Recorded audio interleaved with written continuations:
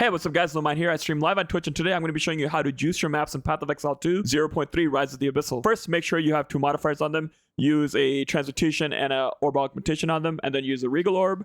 It's going to turn into a rare item. And again, you're going to have 3 revives left. And again, just slam it with exalted orbs until you have 0 revives left, which means the modifiers on this map are full. It cannot have any more modifiers than 6 modifiers. The second step, you're going to want to use the Omen of Chaotic Rarity. Basically, what this says is when you use this Omen and use a Chaos Orb on a map, it's going to replace all the modifiers on a Waystone with modifiers that grant item rarity. So the way you use it, just right click it to activate it, use a Chaos Orb on the crafted map, and it's going to replace all the modifiers on this map with modifiers that only grant item rarity. Once that is done, the next step is adding your delirium liquids. You can use Greed or Paranoia. I believe Paranoias are more expensive. But the way you use it, just right click it, you insert your map in, and then you insert the liquids in. And again, you can see down here what this adds.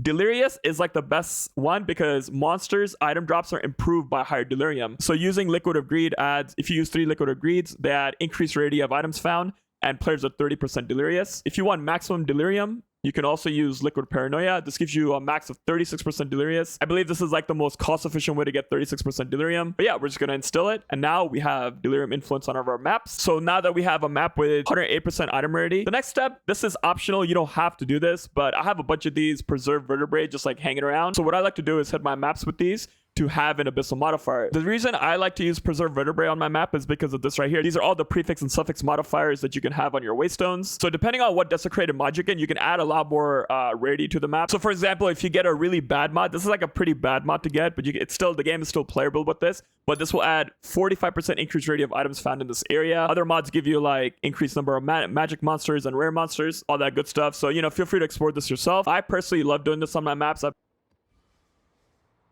And again, over here, we got Abyssals that have additional 18 areas overrun by the Abyssal. This is sort of a very lucky find, guys.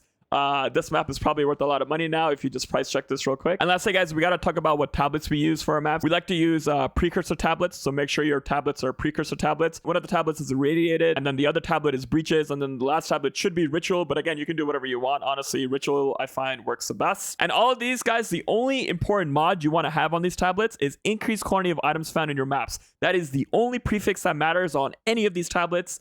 Nothing else really matters. The suffix can be whatever, like increased quantity of waystones found in your maps, that's like whatever. This one has breaches in your maps have increased monster density, like that's okay. Again, additional rare monsters, monster density, all of the suffixes work. But again, for the prefix, it is a non-negotiable increased quantity of items found in your maps. You always must have that to get the most out of your maps. And again, on my ritual tablet, I got lucky with a 7% increased quantity of items found in your maps. And again, the second mod can be whatever. But again, with the tablets, you just want to focus on item quantity. That is the most expensive part. Also, when you do your maps, guys, make sure you want to make sure you get all 3 of these slots unlocked. And the way you do that is you want to do a waystone that has at least 6 modifiers and complete the map successfully. And that is how you unlock all of these slots. And then once you unlock the map slots, you just put your tablets in and you click activate, and it'll influence all the maps around it. You also want to look for tri-tower setups. You can see right here, I have 2-3 towers set up right here. And there might be even more in the fog, so it might be like a quad tower setup, which would be super exciting. Again, I'm going to be doing this live on stream, so you know, come check me out. Twitch.tv/NoMinds. Link should be in the description. And then also one last thing, in one of the towers, guys, instead of like a ritual tablet or like a breach tablet, you want to use a Visions of Paradise tablet. This tablet is very expensive. It's about 5 divines on average. But what this does is completing irradiated maps in range removes irradiation instead. So the cool thing is we can basically run our maps twice since we're investing so much into our maps here and our tablets. You want to make sure you get the most out of your maps. So the 5 divine price tag for this is 100% worth it, especially if you're making 1 to 2 divines per map on average. And also, guys, I want to talk about the Atlas tree that I use for this strategy. In the end game, we don't really care about essences anymore. We don't really care about strong boxes anymore. We just care about increased effect of explicit modifiers on Maystones. We care about rare monsters in your maps. We care about precursor tablets and the effect. This node is pretty insane. 20% chance for double effects of precursor tablets on your maps. So the 7% quantity goes way up to 14% if this hits, if we get lucky with the 20%.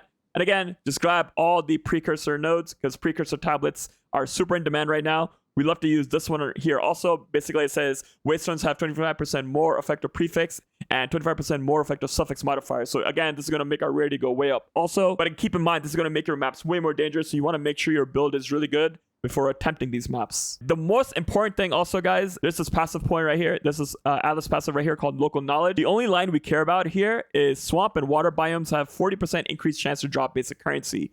Again, if you go to your Atlas here, you can see, you can tell the biome of a map by hovering over the map. And as you can see here, this map right here, it says biome water. If we go look at that passive again, it says swamp and water biomes have 40% increased chance to drop basic currency. What is basic currency in Path of Exile, guys?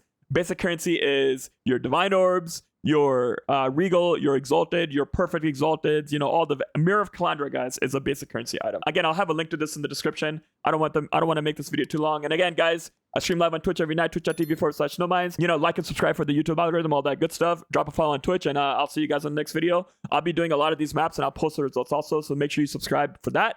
And that's it, guys. No mind out. Peace.